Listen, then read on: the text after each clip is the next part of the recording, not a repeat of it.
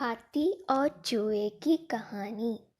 एक राज्य में एक राजा का शासन था।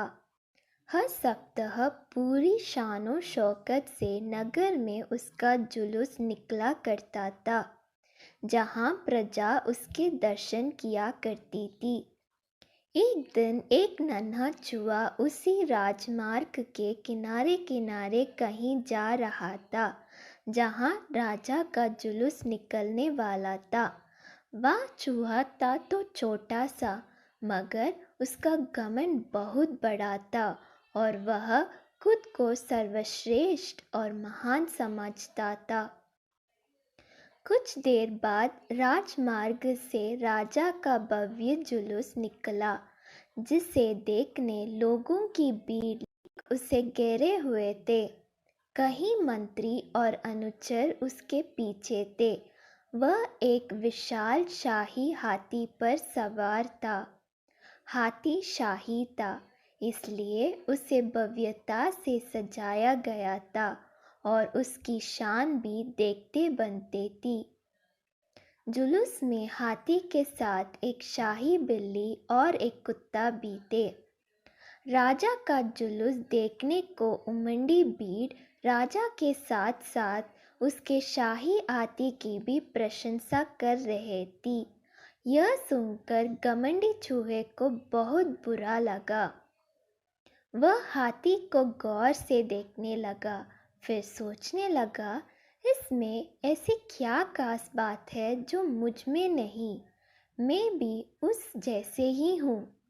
मेरे पास भी 2 आँख, 2 कान, 1 नाक और 4 पैर है। फिर उसकी कितनी प्रशंसा क्यों? उसके विशाल शरीर के कारण, लंबी सूंड के कारण, छोटी छोटी आंखों के कारण या जूरीदार जमंडी के कारण? इस कारण एक बार तुम लोग मुझे देख लो, उस हाथी को भूल जाओगे। मैं हाथी से ज़्यादा महान हूँ। चूहे ये सब सोच ही रहा था कि शाही बिल्ली की नज़र उस पर पड़ गई और उसकी लात टपक गई। जुलूस छोड़ वह उसकी ओर लपकी। फिर क्या था, चूहा अपनी सारी मेहनत भूलकर धूम दबाकर भागा। भागते भागते वह हाथी के सामने आ गया।